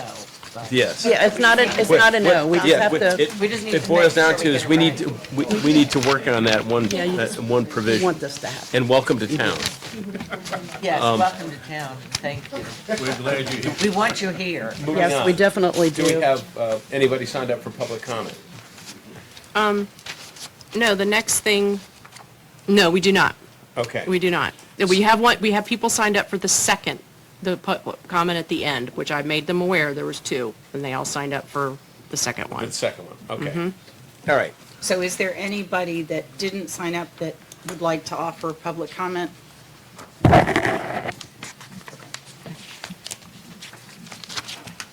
All right. We have the minutes from January 25th. Do I have a motion to accept these minutes as presented? May I make the motion? Go ahead. Do I have a second? Second. Any discussion on those? Yeah, you can go. All right. I'll have to wait. Marjorie? Yes. Beth? Yes. Larry? Yes. I say yes. Alana? That was a yes from Alana. Did you hear? Yeah. And Sandy? Yes. All right. Shrinking violin and becoming. All right. Next item, reports. Mr. Costa.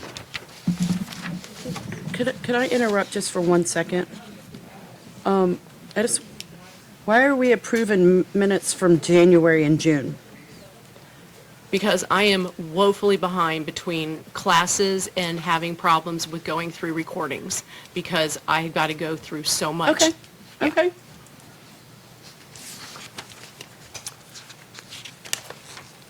All right. I'm going to go a little off script tonight for a couple of things. First, Mr. Ogden, you're here for merit badge? Which one? Citizenship of the community? Okay, yeah. I got that one, yeah. I actually was a counselor on that one, back in Richmond, so glad you're here, glad you're here. That's an Eagle Scout required merit badge, by the way, citizenship in the community. Okay, a reminder for folks, there's a holiday on Wednesday, the offices will be closed. And Juneteenth. No, Juneteenth. I was going to say, it's not July 4th already. All right.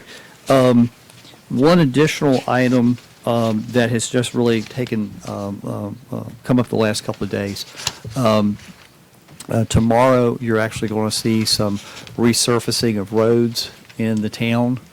It looks like Watling area, down in that area, will be the start, and then they'll be moving around. We just found, now, I understand you all were briefed on this project months ago, certainly before I was here, but you all were briefed on the project. I got an update on it about 2 weeks ago, was told it would be in July, and they showed up yesterday. And they were doing some work just outside of town, but starting tomorrow, they'll be in town. We're trying to get a list of what streets they're going to hit on what days and post all of that. And we'll just try to keep up to date as much as we can. But we were kind of looped out until yesterday. They really have to do this in the middle of the summer.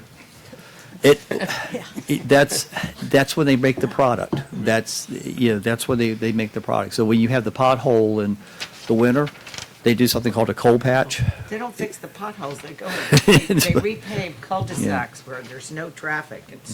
But they, every road mile gets covered. But they are doing that starting tomorrow in town. All right. I've had a number of meetings. I'm going to outline those real quick. As to the pool, the opening took place and operational issues are being addressed as they arise. We've had no complaints on the staff. We're looking to partner with the library as they kick off their summer reading program, have a YMCA proposal under review, and the swim team is practicing. I'll remind everyone, town residents are entitled to 3 passes, and those can be obtained at the office during regular hours. It's a punch card, 1 card, 3 passes. As to July 4th and 6th events, the schedule has been set, it's being advertised. I was able to meet with the Department of Water Resources staff regarding the no wake status on Urbanna Creek, and I learned that the town is the holder of the permit, and the permit is still active.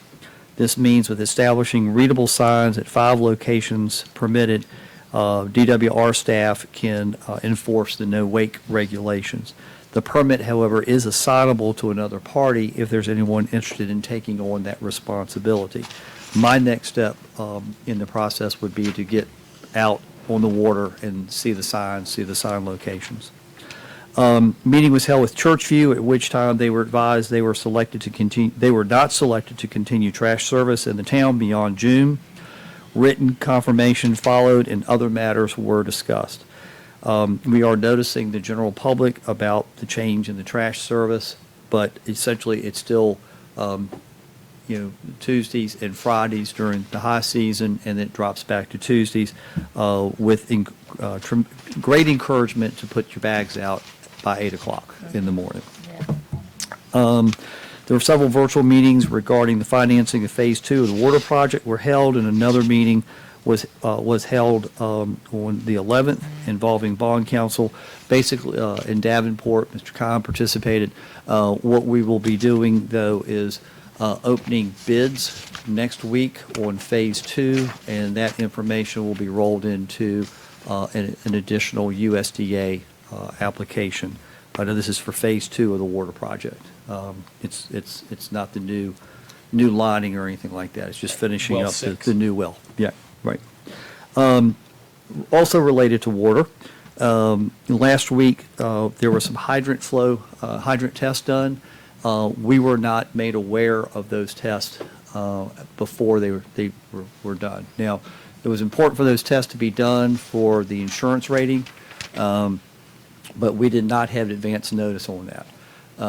The fire department's doing it under training, and the results are being used to help the insurance rating, but again, we didn't know. So people thought there was a massive leak, and it was a result of hydrant testing. And it looked like a lot of water because this particular test, they had to open 2 hydrants at the same time. Okay?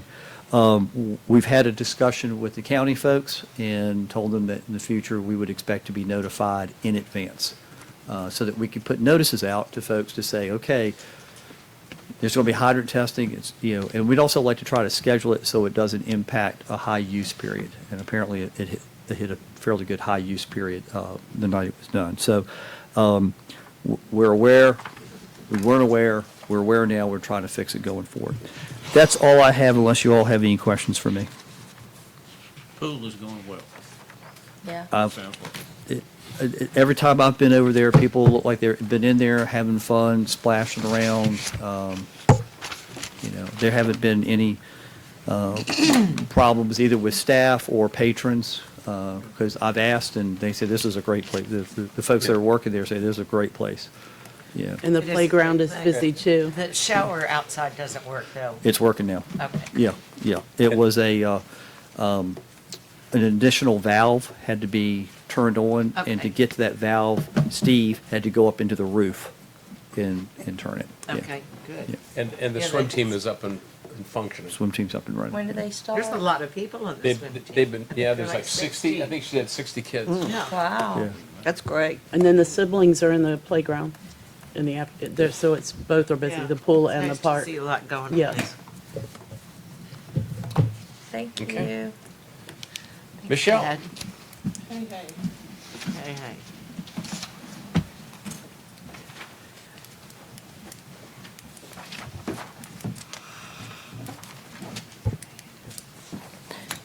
In your package, you should have received the treasurer's report ending April 30th.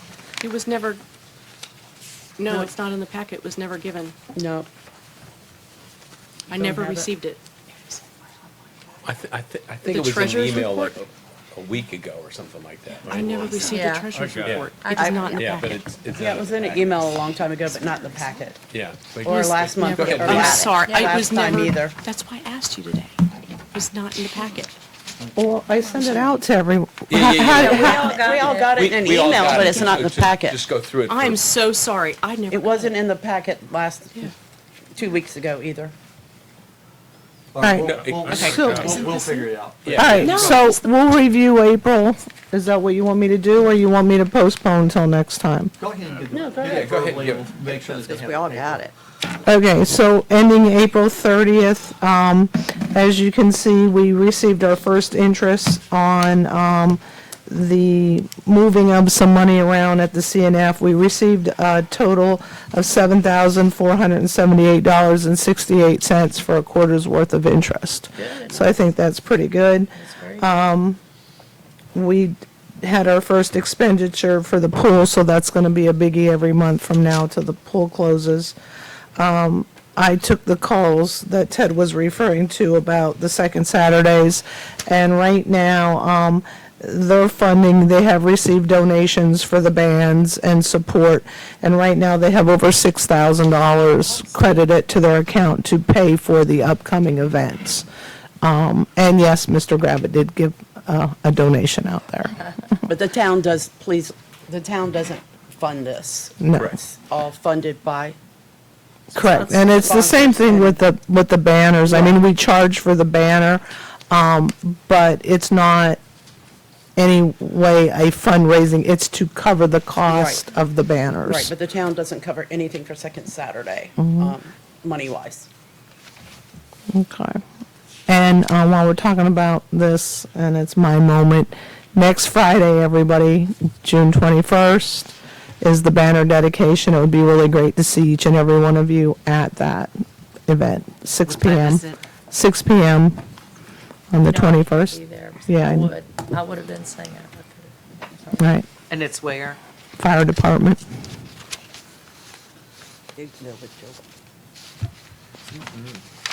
All right. My, sister was from town. When she rode through town, hadn't been here for a while, come to our house. She loved the mountains. The sad part about, the one sad thing about doing these banners is I had advertised, and it was in the Sentinel, and I talked about it, and I had a deadline to submit the orders to the company. And unfortunately, for this past season, we did not sell out. So the cross street will not be completely full of military banners. They will have the American flag. And after the order goes in, all these people come in and they want a banner. Well, I'm sorry, you missed the deadline. There's nothing. I don't think that's There's an nothing. issue, though, you know, for continuing to do it. No. That's up there, whoever's in charge of it. Well- I think it's a great program. I do too. It is a great program, and it's We might need it's to get a a sign like the fire department has and put it out front banners or. neon light out front. Going to help myself. All right. Anything else in regards to the report? No, thank you. All right, thank you. Can before next report, can I say something? I need to apologize to Michelle because I got the scheduling all messed up. I was thinking the May treasurer's this is report, April. not the April. And it is all on me that the April report was not included in the packet. So, when I talked to her earlier this week, I was thinking May. That was what Well, was we in got my it head. anyway, I mean- So I know, but I just didn't It's want, not- it's on me. No harm, no foul. Michelle is so incredibly on top of it. Yeah, no worries. So anyway. Nope. I don't have Now, May done, so you does- weren't getting it. Michelle, before you sit down, do we have a planning commission report? We do. Okay, then sit down. Wait, what is the contingency there? Like, she's gonna stand there all night if there's no planning commission report? Yes. She's gonna go back up for the next item. I think I've worn a path in the carpet going back and forth tonight. Okay, you do have a planning commission report. We took up an item, and I'm going to walk everybody through this, and ask for your patience. All right. So. Yeah. So what you're looking at is the brand-new business license application. It has been revised to address an issue that I think was brought up last year about completeness on the backside. And then down near the bottom, you'll see that it has been revised to include zoning approval. So we're trying to do some of that enforcement aspect that we had a conversation about, I don't know, 8 months ago when I was standing up here during an interview. So every single business license is coming across my desk as zoning administrator, and I'm signing off on it or I'm not. We have a number of business licenses that have come in. I don't have enough of this to pass around, if you all could share. This. It is and I think we kind of touched upon some of this earlier tonight. It is the standards for issuing a home occupation permit. Under your ordinance, home occupations have to go through the special use permit process.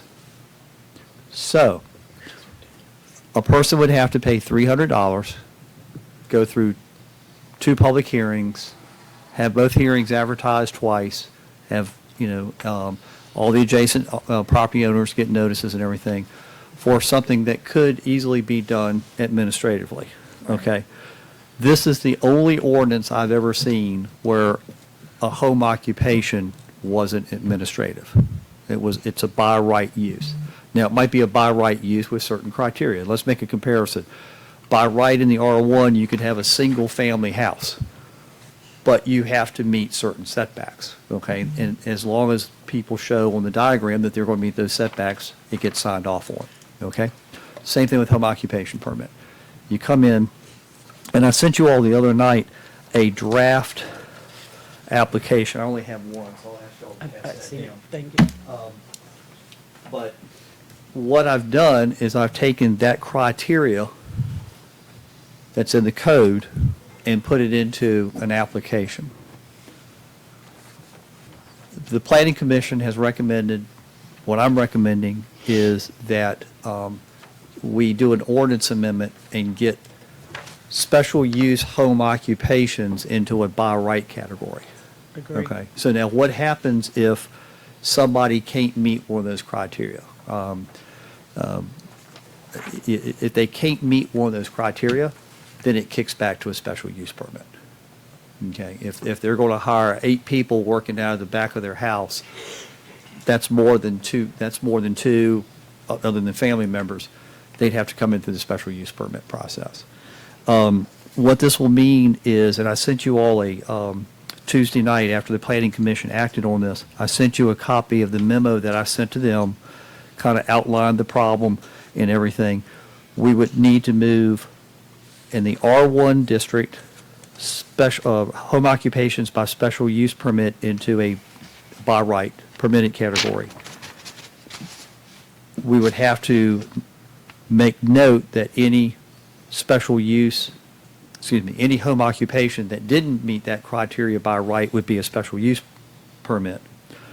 The R2 reads a little differently. R2 says anything you do in R1, you can do in R2. So that's done when you make the R1 change, but we'd have to tweak that special use permit side. Okay. I thought perhaps if we're going to do this, this might be the opportunity to go ahead and make that tweak in the ordinance where the R1 uses are allowed in the B1 and take care of that at the same time and delete those. So what I'm looking for is the council's authorization to proceed with a zoning ordinance amendment as outlined. Be happy to take any questions Do you you need have. a motion for that, or just a Motion. motion to change, I make a motion to change the ordinance from needing an SUP in R1 for home-based business? All Motion to direct staff Okay, motion to direct to staff prepare an to ordinance prepare an ordinance modifying modifying zoning as to home occupations.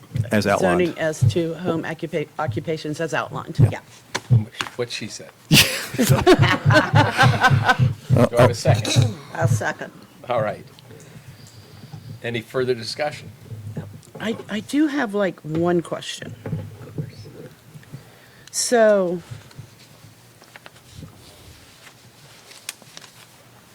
never mind. No, I don't. It's okay. Okay. Well, no, I don't. Okay. Okay. Sandy, Yes. Alana, Yes. I say yes. Larry? Yes. Beth? Yes. Marjorie? Yes. Okay. My question's still there, so it was All right. blocking. Who Well- seconded that? Sandy. Okay. Now, Michelle, So, Am I sitting or standing? you're coming up to the microphone, please. so is this what you're talking about? So in case I have this question still hangs here? I'm talking about museum security. Oh, heck. Okay. I'm listening. Okay, so, what I've done is, this short little, I took all the quotes from, Starbright Security and compiled them down into different options and different scenarios. But before I go there, the reason this started is because Bill and I are really, really tired of answering the phone day and night. So we had switched to the current security fire at the museum, which is Johnson Controls. There was some issues, and they thought those issues were cell phone would drop. So they put boosters and all that on. So what would happen was, if the cell phone signal drops, it triggers the security system. So then they call the both of us. And they tell us that we need to go to the museum and look for the trouble signal and reset the panel. Well, the problem is, by the time it drops and comes back and resets, and we get to the museum, the cellular is all way back, and there's nothing to reset. But in the meantime, all these calls are happening and all these trouble signals, and so they've installed boosters and they've done all this thing. To no avail, nothing has helped. So we had them come out on several occasions, and we were told things like our fire system is extremely old, and which it is, it's probably 20 years. That if something goes awry, that we would have to buy a whole new fire panel system.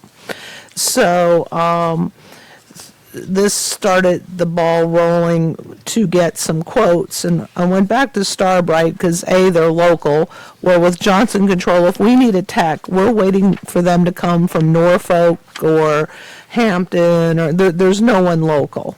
Where Starbright is family owned and in Matthews. So when I got talking to Madeline, she came out and she did an assessment of the museum. And the first year, it would cost us a little more, but thereafter, we would be saving on average of about $2,600 a year. That's at the current rates naturally. With Johnson Control, they continually go up. We're up to 900 and 9 something per quarter. So they continually raise their rates as well.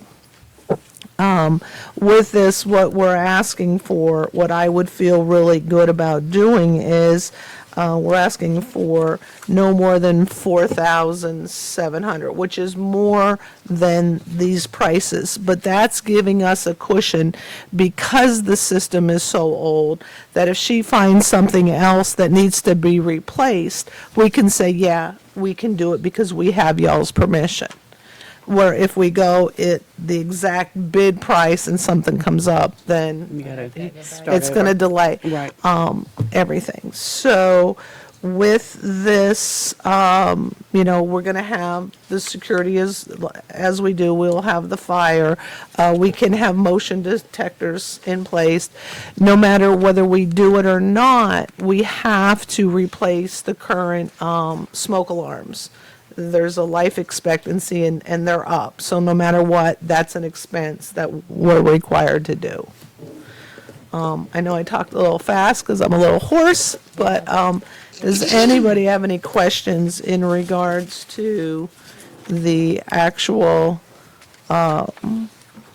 submission of these different scenarios? No. So you need a motion to sign the contract for Starbright for fire and, To switch from Johnson to Starbright. Yeah, It's in the packet. oh, I'm sorry. to switch from John's, yeah, correct, to the Starbright, and I think, what was it, 4,000, Ted, 4,007? How come I'm not seeing it? Yeah, there it is. Up to 47,000. Okay. And Any- that's what you think we should do. Yes, sir, I do. And if I save any money, I'll get you some good interest on it. All right, well, I'll make the motion to authorize the town administrator to execute a yearly contract not to exceed $4,700 with Starbright for fire and security monitoring at the Scottish Factor Store Museum. Do I have a second on that? Second. All right, any further discussion? Start with Marjorie. Yes. Beth. Yes. Larry. Yes. I say yes. Alana? Yes. And Sandy? Yes. All right, that passes. Uh, Now, Thank you.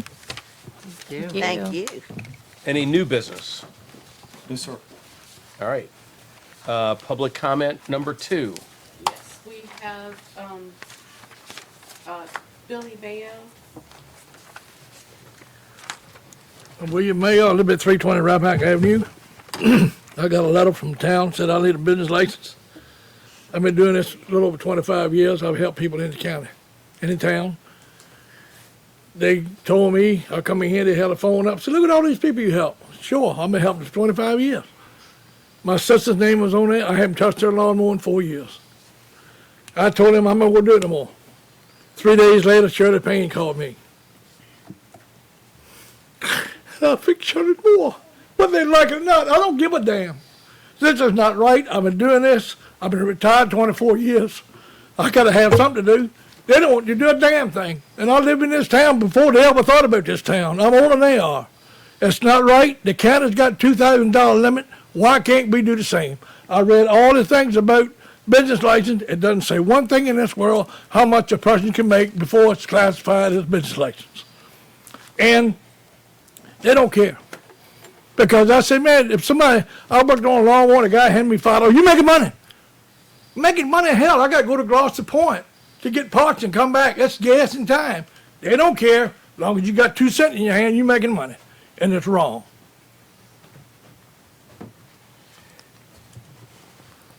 I appreciate you. Yeah, we certainly appreciate the comment, and as you can see, we're going over the business license as it is, but to say that they don't care is unfair. Well, The- it the- seems like the- me to do when I what- come in here no, to be No, what they're No, I doing mean, is, that's they- the way I felt. yeah, and I understand that, but I guarantee you they care, okay? They don't feelings get are credit valid. for how much they Come on, care. Barry. But one of the things that they're up against is the fact that the ordinance is the ordinance. Now, can we change the ordinance? Yeah, that's what the council, is here to do if it seems appropriate. But the fact that the businesses are there, and you can say, yeah, it's not much of a business, but they're just enforcing the ordinance, and you can't blame them for enforcing the ordinance. And I understand. That's wrong. No, I understand where you're coming from, and I get that you could be really aggravated with where your federal tax dollars go, or your state, or like you said earlier, your county dollars, because we're sending probably $800,000 to the county every year, and they should be helping us keep the DMV select and doing some of these other things, contributing to the pool, and they don't do any of that. But this town functions on the things that we do tax, and of all the places that you get money back for what you pay your tax dollars for, you get more bang for your buck with what you pay this town than you do at the county, state, or federal level. I guarantee you that, because there's people like this council that volunteer their time. And there's people like Mr. Kime who volunteers his time, and Marnie Hart, and the things that you've done over the years, and Hayes, and Eric Fodry, and Mike Jolly, and the names just go on and on and on in terms of places other than this. Those functions would be done by people that were paid by tax dollars. And in Urbana, it's special because we do that with volunteers. It's a real partnership, and every little bit helps. And I understand the principle that you're talking about, but don't put it on them not caring, because they do. And we certainly don't want to lose this place, because based on our relationship, I don't want the people at the county saying what's going to happen to Waterman's Park, or our pool, or Tabor Park, or the marina, or any of the other functions that we have in this town, and that should have room for improvement. But right now, what keeps us distinct is the fact that we have a tax base. And I realize it's $50 and that you're not making much money. But from my perspective, anybody in town, that they should treat like the pool, even if they're not going to use it, like the gym memberships they had in the 70s, 80s, and 90s, and buy a pool membership because we need the money to keep it open, if they can afford it. And so that's where I'm coming from. And we're talking about changing the business licenses, and I don't know how the county does it, but I did look it up after our conversation at that house down the street, that the county, below $50,000 in gross receipts, you don't pay anything. Above that, it's like $30 to, I want to say $100,000 or something like that. But that is more complicated to enforce, and these guys don't have a lot of time. So it's pretty simple to see a business that's in existence, that you know that's been in existence, that doesn't have a business license. That's easy, but they're just enforcing the ordinance. So, Yeah, let me correct you, Mr. Mayor. Yeah. Wonderful guy. It's, the county has a minimum of 2,000. When you get, you don't have to get a business license. Oh, of two, If you okay. don't take 2,000, it's, I guess, to 50,000, it's $30. For the, if you have a gross of 50,000.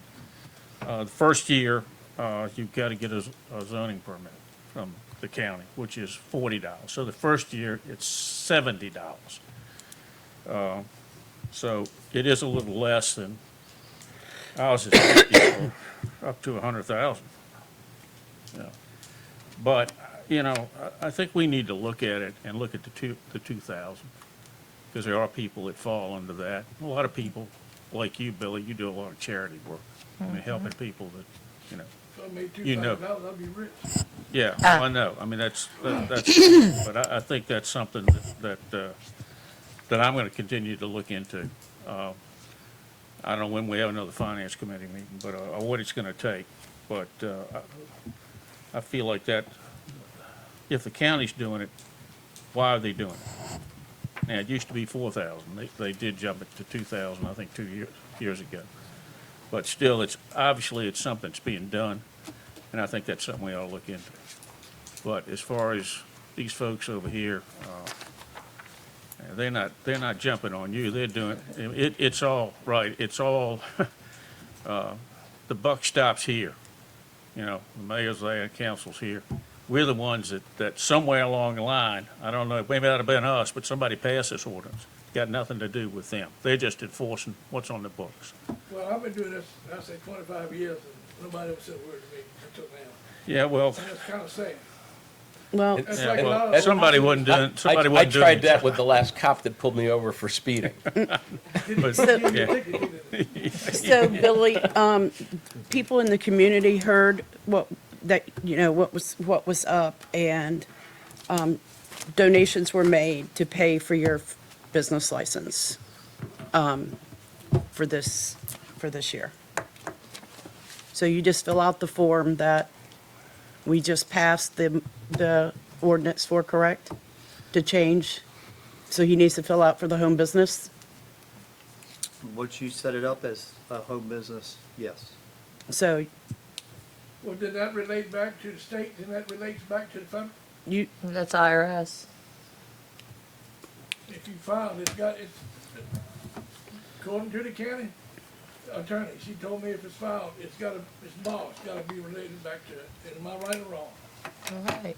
Well, if you're running a business, you're supposed to We be, don't report to anybody, do we? With you. Did you talk with the county attorney? The county attorney, she Okay, said that's if you not me. file, Okay. it's gotta relate back to the state, and that's I think you have to make X amount of dollars for you have to open up a true business name. Right. if we went to the 2,000 and you don't take in $2,000 gross, then you wouldn't fall in the category anyway, and that would eliminate this Right. Yep. from your standpoint.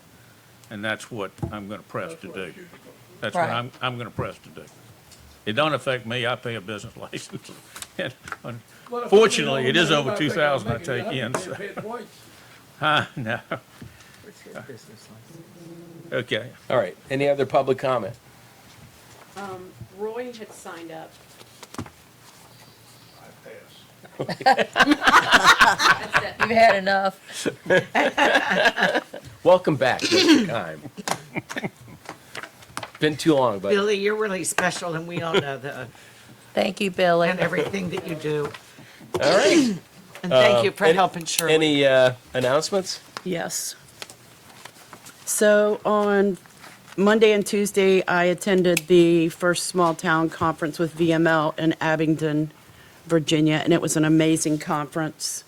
I brought Ted back some information, a lot of things about economic development and, ways there's ways that people will help us financially. I gave that information, like I said to Ted. They help small towns. You just got to reach out to them. There's a 1 hour a month conference or little Zoom call that, any of us or the staff can get on and hear what they have to say, ask questions, stuff like that. So it was really, really a beautiful, lot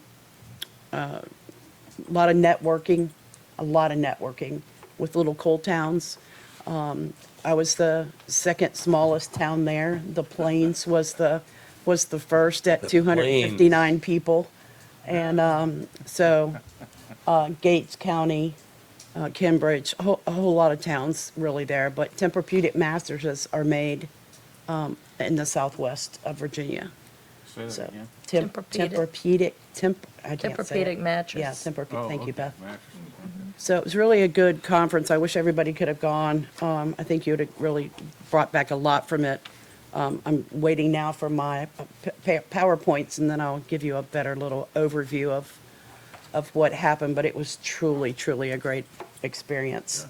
And UVA offers some certificate programs for people that are, public or elected officials that you can take to get a certificate in whatever it is that they happen to be offering, if it's finance, how to do that, leadership, just different things for elected officials.